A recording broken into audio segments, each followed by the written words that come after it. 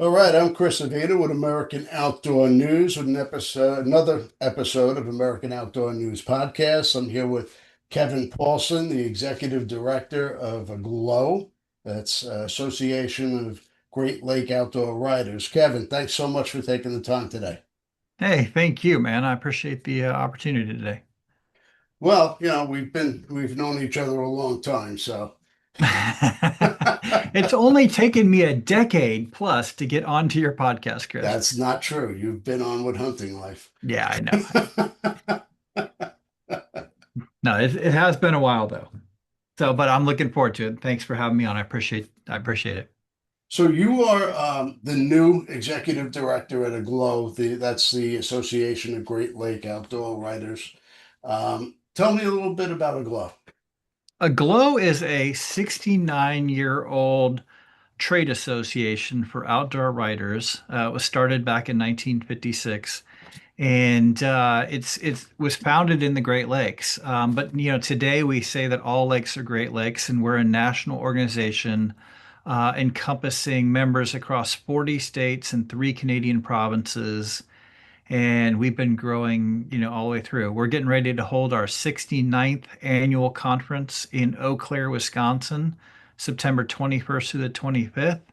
And I couldn't be more excited to step into this role. It's kind of a dream role for me. I interviewed for it back in March of last year, and they let me know last summer that I was going to, get the opportunity to step into this role.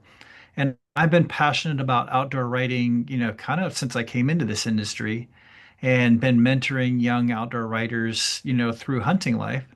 And getting to step into an association that kind of does the same thing was really kind of a dream opportunity for me. Well, AGLOW has always had a strong presence in the outdoor industry, especially with the writers and communicators, outdoor uh, content providers, things of that nature. Um, how has AGLOW um, evolved over the years? Well, I think that Aglow certainly evolved because we were one of the very first organizations that allowed content creators to come in, and it wasn't just, outdoor writers. Going back over a decade ago, Aglow was one of the very first organizations that allowed in, YouTubers and other content creators to come into the fold. And, that was really big. And especially, being an organization that has been, very strong on the fishing side, as well as the hunting side, but, really very, very strong on the fishing side, because of the makeup of the Great Lakes. Yeah. Content creation on the YouTube side was really, really big on that side. So, in order for the organization to grow, they allowed those content creators to kind of come in, and we've kind of continued to embrace that as we've, grown. Well, I know firsthand, American Outdoor News has won uh, an award for our podcast from a glow. So, Oh, that's the best. I love that. Yeah, no, that's great. And we have every year we have our awards in craft, and it is a very heated competition. And we allow members to kind of come in and compete, and we have categories all the way across the board. We have categories for podcasting, we have categories for magazines and publishing. We have categories for writing and photography. And so, that's just one of the member benefits of being a member of AGLOW. well, I'm in New York. I'm obviously not in the Great Lakes region. Um, how do you connect with other parts of the country? There's organizations that are stigmatized by their name. How does a glow overcome that? Yeah, I mean, really with that kind of that tagline of, all lakes are Great Lakes, and there's not a state in the country that doesn't have some Great Lakes in it. And so we're kind of using that tagline to kind of branch out, across a national basis. I think that, we certainly have that stigma of being a regional organization, but how we're really going to, overcome that is as an organization, we're working very, very hard to create the member benefits for not only the media, but for the destinations that we work with and the corporate partners that we work with.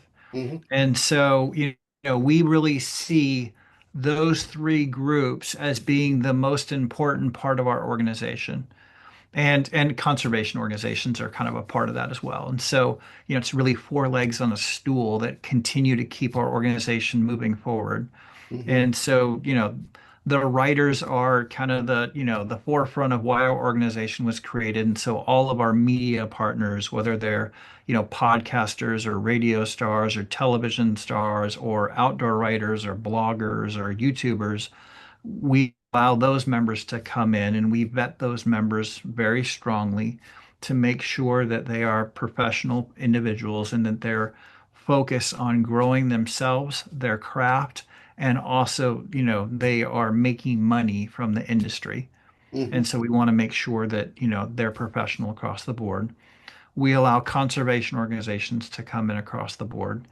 And so organizations like, the Rocky Mountain Elk Foundation and Boone and Crockett and Safari Club International and the American Sport Fishing Association and ATA and NSSF, et cetera. Those are all kind of part of that group. Sure. Then we allow corporations to come on board, everything from Christensen Arms to Pulsar to Spy Point, et cetera. And those organizations can kind of come in and they're there to work with the media partners.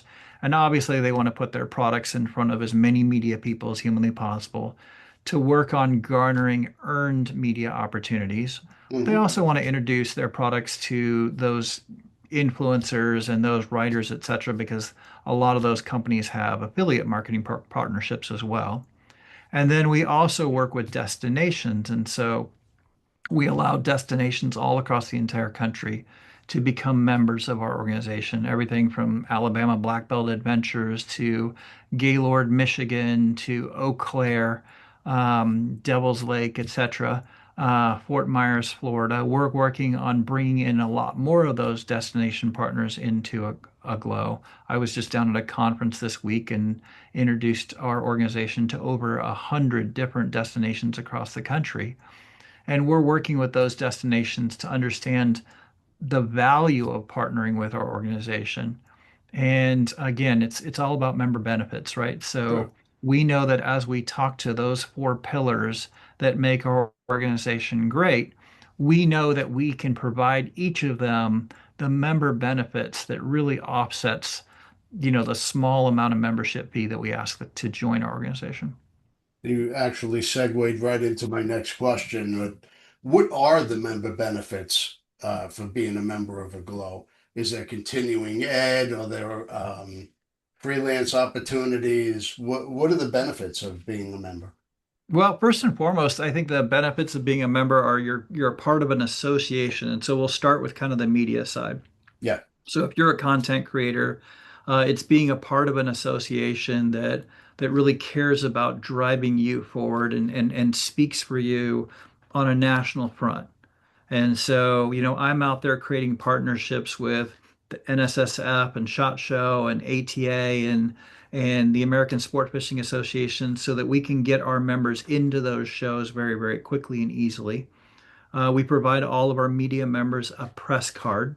And so that shows that they are a vetted member of the media, and that's incredibly important. Hmm. We are working on member benefits of things, everything from the opportunity to get discount travel and things like that to partnerships with the corporate partnerships. We do media trips yearly. We're planning on doing 10 media trips in 2026. And so, as we're working on setting up those media opportunities, we are putting that information in front of all of our members and we allow them to apply for those media trips. We did two this year already, and we've got a third one planned that we're working on right this moment. We did Devil's Lake, North Dakota, and we did a fishing trip there. We had close to 15 people at that event, and we took people fishing for walleye and pike in Devil's Lake, and we gave them opportunities to create content, as well as getting to work with some corporate partners at that location. Hmm. And, they came home with actual, product that they could then, put out there in the marketplace. And so that really, really helps them. And, we are working with as many of these destinations as humanly possible so that, those individuals can then contact those specific destinations and, create fam trips or what they call familiarization trips. Uh-huh.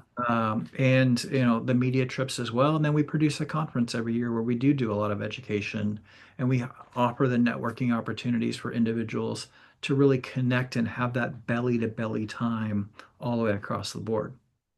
Well, I know you're fairly new to the position, and knowing you, I know you put together a game plan. Oh yeah. What what do you envision for Glow, say within the next 12 months? My goal is to bring in 50 new destinations across the country that can work with our media partners all the way across the entire board and provide the destination opportunities for our members. Working with our corporate partners and our destination partners in getting that we're getting, we've just rebuilt basically both of our websites. We have aglowOutdoors.com and we have the outdoorfeed.org. And both of those websites are incredibly vitally important to our members. Like Aglow Outdoors really is our branded website. This is who we are. This is how our members access our membership portal. And when somebody comes and they want to learn about Aglow, they go to aglowOutdoors.com. Then we have the outdoor feed, and what that does is that allows every single one of our members an additional place to put their content. So when you do a podcast, Chris, you can send it to Brett and our team at the outdoor feed, and he will share that information up on our the outdoor feed so that people can have more access and they can see your show and be able to share that information. And that is always there for all of our members across the entire board. We're rebuilding that site. We'll actually launch the brand new site at our conference here in September. And as that new site's going, we're adding in banners for every single one of our corporate members and every single one of our destination members. Again, providing that kind of member benefit for each of those members across the entire board. And so that's kind of what I'm working on over this next year is bringing in companies specifically. We just added Christensen Arms as a new corporate partner today, and I'm very excited about that. I think that's a win for our members, and Yeah, it's a win across the board, all the way. All the way. It'll be a member benefit for Christensen as well because they're going to get a banner on our website. They're yeah. going to get access to over 200 media members and they'll actually be able to place their press releases and things on the outdoor feed. So you So that helps. so you're going to be introducing more hunting opportunities as well as fishing. Absolutely. Absolutely. We'll become a much more rounded organization. We'll always keep our strong roots in fishing. It's unique. We had the opportunity a couple of years ago to visit the Freshwater Fishing Hall of Fame, which Hmm. has right at just over 400 members across the United States. And as we started looking through the rank and file members of people who had been inducted into the Freshwater Fishing Hall of Fame, over 52 of those members were past Aglow members. Wow. And so, we'll always be proud of and be a strong advocate for sport fishing in the United States. And I don't think that's ever going to go away. And in fact, we're embracing the fishing media all the way across the entire board. I'm going to be volunteering for the American Sport Fishing Association on some of their committees, and we have actually embraced them as, coming in and being a part of our Yeah. association as well. Well, we sponsor a fishing trip every year as well. So Glow members are always welcome. Oh, I appreciate that. It's we actually went tuna fishing this year, deep sea, 30, 30, 40 miles offshore. Unfortunately, we didn't hook any tuna this year, but it was still a beautiful day out on the water. We saw plenty of whales and dolphins and things of that nature, and we just had a great time with being with like-minded individuals out on the water. Oh, I love that. Love that. So you also run the Outdoor Hive. Yes. Now, how did you? I know you put a lot of thought and a lot of time putting this together. Tell me how the progression of how this started and where it is now. Yeah, so I honestly I'd seen a newsletter basically in kind of the outdoor industry. I've kind of, blurred the lines between kind of going to, SHOT Show, which is kind of our traditional, like that's our biggest show. And then, Sure, this year was my first year at ICAST and ATA. But I've also kind of gone to some shows that were kind of outside the realm. I've been to SEMA in the past. I've been to um, the Outdoor Retailer Show. And, for many years, I'd go to the Outdoor Retailer Show, and there was this website that was kind of focused on pushing people, into outdoor employment. And Outdoor Industry Jobs was out there. And it was, Outdoor Industry Jobs is a tremendous resource.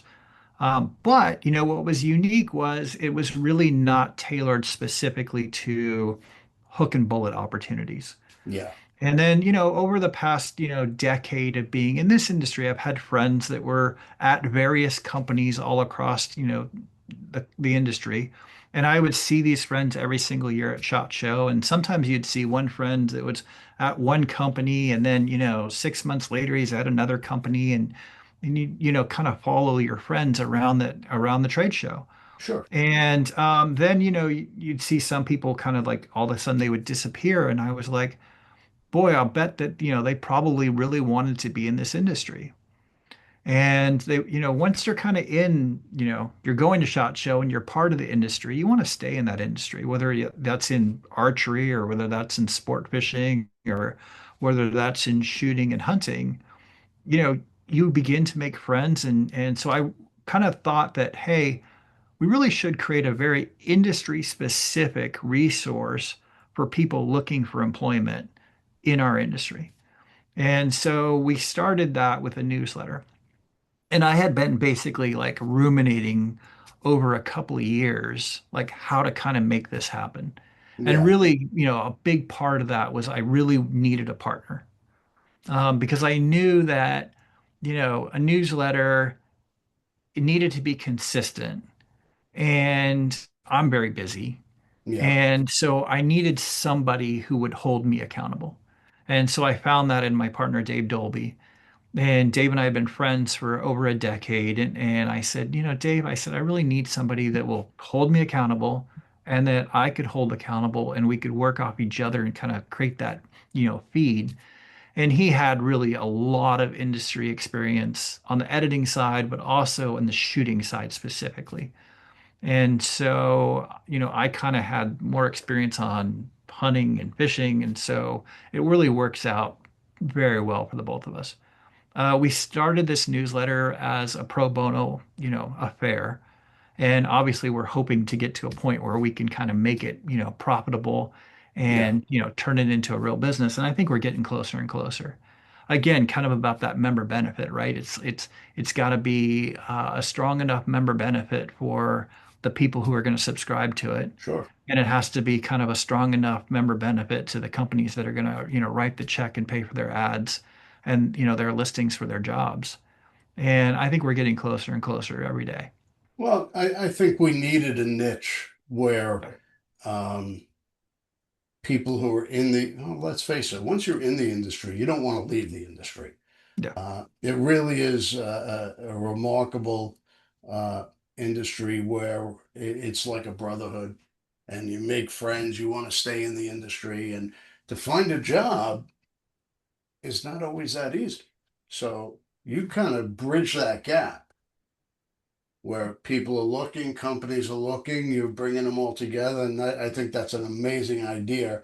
And I know you've grown really quickly over the past year. Yeah, it's been fun. It really has to. to watch the subscriber count grow, week after week because I go to ATA and I go to SHOT Show and I go to ICAST and ICAST this year was just, God, I was just off the hook. I mean, it was so exciting to be there. You could feel the energy is palpable.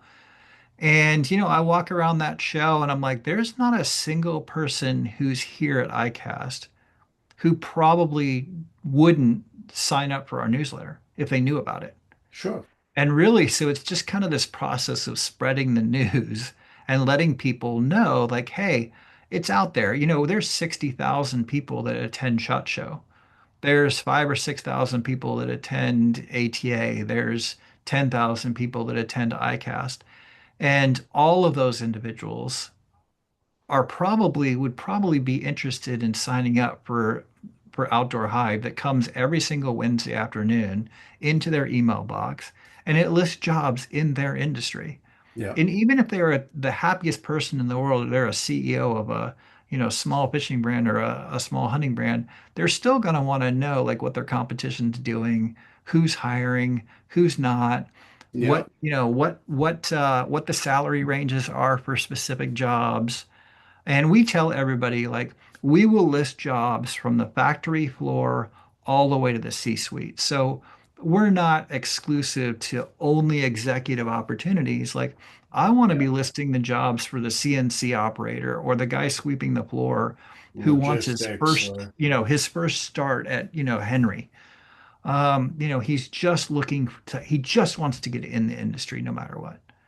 And like those jobs should be there. Uh, you know, we're slowly, I had a couple of guys contact me that were fresh out of the military. And they told me that they were so excited to see our newsletter because they were really wanting that start. I talked to a couple of interns with the Outdoor Channel, and those guys were excited. They're like, "We're reading your newsletter," and I'm like, "Oh, that's so that makes me excited." sure. Because I know it's going to make a difference, and I can't wait. I've been slowly hearing people that are applying for jobs. I haven't yet got that call yet that said, "Hey, Kevin, I got the job and I got it from your newsletter." I haven't got that one yet, but I'm hoping. So how do people find Outdoor Hive? It's outdoor-hive.com, and they can go and read any of our past newsletters, and they can sign up and subscribe right there. All they do is put their email address in. It's completely free. It'll always be free to job hunters. Uh, I know I get it every week, so yeah. I'm a subscriber to everything. Well, and it's been, like I said, it's been fun. I will say that have been a couple of Wednesdays where it's like, oh, whoa, wait a minute, it's Wednesday. I got to get the newsletter out. And it's like, oh, remembering that, like, and again, that's where kind of having that partner of like, if Dave's busy, he can rely upon me. And if I'm busy, or like last week, I was at a show in Miami, and I had to call him up and say like, hey, you're gonna have to edit this and send it out. Like I got the dad jokes in, and I was like, I couldn't do anymore. Yeah, So. it's a process, and between a glow and Outdoor Hive, and you also run Hunting Life. Mhm. So Yeah, and with hunting life, it's that's kind of how I got my start in this industry was I sold my outfitting business, and the day I sold it, I bought huntinglife.com and I started a blog. It actually had hunting life at blogspot.com was my very first blog. wow, And then I spent probably close to a year building out the website, and we built out this really complicated CMS website that I paid a ton of money to a developer and learned some lessons about working with developers. And then about 5, 6 years later, we transferred it over to WordPress and have been on WordPress ever since, and produce a magazine and crank right through. so you had Hunting Life, and just recently you have the Hunting Life website, and now you have Hunting Life magazine. Yeah. Yeah. We, about 3 years ago, kind of actually partly inspired by you and partly inspired by talks with other digital magazines in the industry, we decided to kind of create our own digital magazine, and it's grown, and we've also gotten to win an award and compete against you in some Yeah. competitions. It's been super fun. Well, don't And lie. You were thinking about it, and I had American Outdoor News, and you said, "Well, hell, if Chris can do it." yeah, exactly. No, it was just kind of an opportunity to go out and try something new, and we had, being a website. I think you experienced this too. It was hard selling advertising on just a website. Oh, sure, And sure. so creating a magazine helped us to increase our reach when we were talking to corporations and saying, "Hey, like, we are funded by advertising dollars. Like, what do you want? What do you want me to, like, what is it as an advertiser? Like, how can I provide you the best return on investment?" And the magazine kind of helped bridge that Sure. gap. And so from that perspective, it helped us to kind of come back, kind of like, well, we had started the magazine prior to COVID a little bit, but we had COVID, and then it was like, okay, we got to really crank this up and really make this work. And that's what kept us alive and kept us growing. And that's kind of what's keeping us growing right now. It's been, that magazine and the quality of the writers that we've been able to add. And Yeah, I have this amazing editor in Brittany Booth that helps us run the magazine, and she's produces it. And when I'm incredibly busy with Outdoor Hive or incredibly busy with AGLOW, I can kind of lean on her, yeah, and she takes the lion's share of the work. And I'll be perfectly honest, our latest issue, which I'm very, very proud of, I had almost zero input into it because I was so busy focused on my work with AGLOW and with Outdoor Hive and various trade shows and things like that this year. She took that issue and kind of like really just took control of it and did a phenomenal job. And that's the value of having a great partner. yeah. Well, she really did a good job with this issue. I always read your magazine as well, and um, it really is. It's really clean, great content. Um, it's a page turner. It really, even the graphics are really crisp and eye-catching. Yeah, no, and like I said, Brittany does a really, really great job. We have a really great partnership with our graphics guy as well. And with the writers. I mean, I think that that's, really the key. We're at that stage now where we're Content is getting, king. Yeah, we're getting writers coming to us and saying, like, how do I get to be a part of this?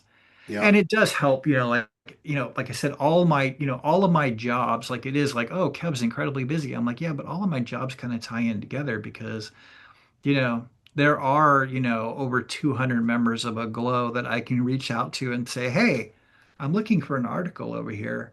Could who's interested in, writing a duck hunting article this month? yeah. And so that helps. It does. Being out there and, doing Outdoor Hive, it's all about my passion for this industry all across the entire board. Um, Hunting Life was really built, to spread the message of the North American conservation model, and allow me to pursue my passion of the outdoors. Stepping up and creating Outdoor Hive was really about, my passion for my friends in this industry and continuing to see this industry grow. Yeah, And then, with AGLOW, it's really like the industry grows through great storytelling. And so I'm helping an organization to, reward and honor the great storytellers that are currently in our industry and hopefully bring in and mentoring, some new young outdoor writers. A lot of people don't know that, Chris, you just had your anniversary issue launched today. we did. Tell us, how many years has it been? Shockingly, it's been 7 years. Yeah. It seems like yesterday that I started this. Um, I could not have done it without a lot of help from my friends. Um, friends in the industry, people you meet over the years doing interviews or writing articles. You've written quite a few articles for me when I first started the magazine, and we would not be where we are today without the help of friends. There's Absolutely. Absolutely. no question about it. Well, Uh, and I know that you're working with some young outdoor writers. I'm working with some young outdoor writers to kind of bring them up through the ranks. And I think that that's really like why we're all like having the success that we're having is because I think people see that passion that we all have uh-huh. for the outdoors, but also like, for mentoring others and influencing, growing. Well, while we're on that topic, uh, you, me, and Marlo and a few other people, we did just start an young outdoor writers mentorship program that we don't have a name for.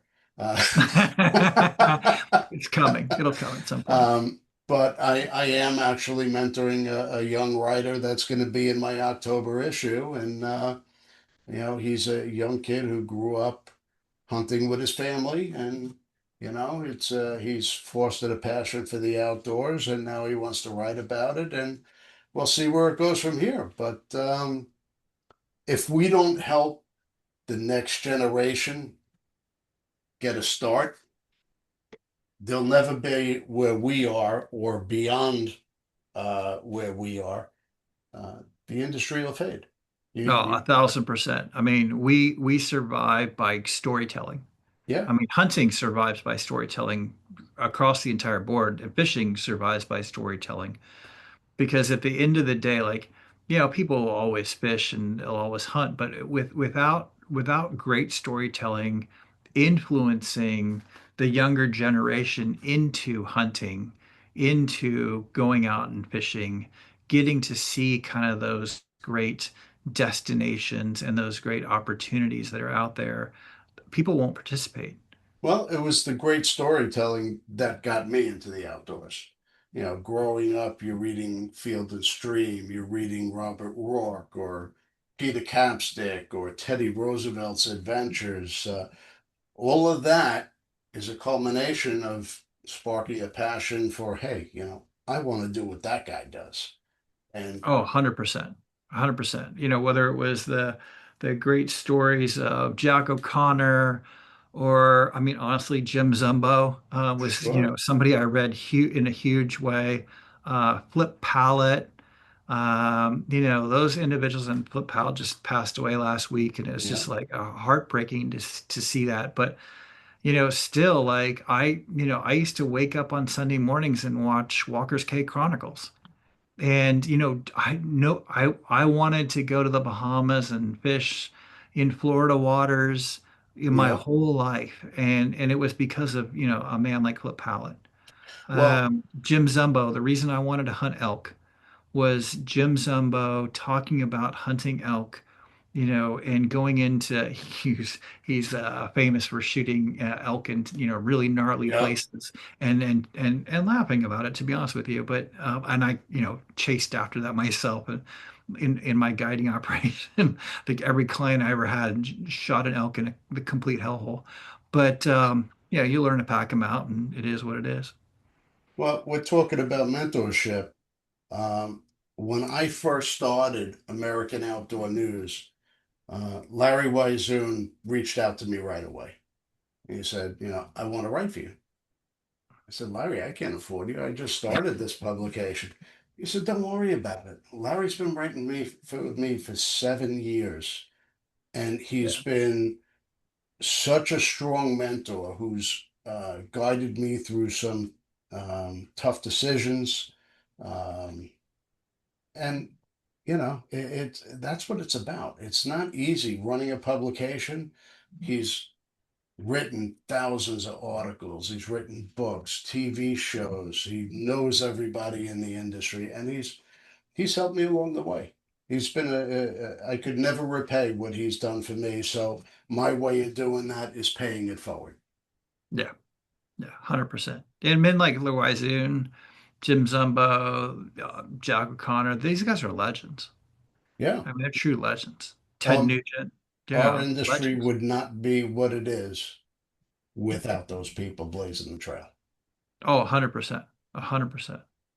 And, it's those partnerships between those individuals, the brands, the conservation organizations, our national public lands, like all those come together and, great storytelling kind of puts an amazing bow on, the entire world out there. Yeah, 100%. You know, 100%. hunters and fishermen have been telling stories around the campfire for, thousands of years, you know, Well, think about it. You used to go camping as a kid. What'd you do around the campfire? Uh, the elders told stories. 100%. Who passed it on, who passed it on, and passed it on. So that's what we're doing in a media sense. Yep. Yeah. But we are running out of time. Um, how do we become an AGLOW member? Go to aglowoutdoors.com and sign up. I mean, honestly, like you have to be, as a media member, you have to be a professional. Um, I mean, we certainly have, aspiring, individuals that come in and they become kind of an associate member at first, and then, as they grow, they can become an active member. So we have that opportunity for, up and comers and students and things like that who are looking to get into the industry. Corporations can certainly become members. Destination marketing organizations can become members, or tourism, locations can become members. And then obviously we have the vast majority of the conservation organizations already as members, but we're, happy to add new nonprofits and things like that. Um, and membership, honestly, there is not a membership in our organization that is more than $200 at this current point, even for a corporation. All right. There's always opportunities for corporations to spend more money with us, but at this moment, the actual base level membership for anybody is no more than $200. You know, All right. Well, it's affordable. You learn a lot. You make a lot of contacts. There's a ton of benefits for being yeah, involved as an outdoor writer with some of these organizations like your Glow and Poma and some of the others out there. There's state organizations, local organizations. Get involved. yeah, 100%, 100%. And I tell people, there's three national organizations kind of in our industry for writing and for content creation. There's OWAA, there's POMA, there's AGLOW. Join one organization at a minimum. I would Yeah. prefer you all join AGLOW. Because that's what I want, and that's as executive director, I want this organization to be the premier hook and bullet content organization in the nation. And I'm going to do everything in my power to make sure that the member benefits are there for everybody. And you will never have to question me on whether or not we're providing a return on your investment every year. I guarantee we as an organization will do that. So, that's first and foremost.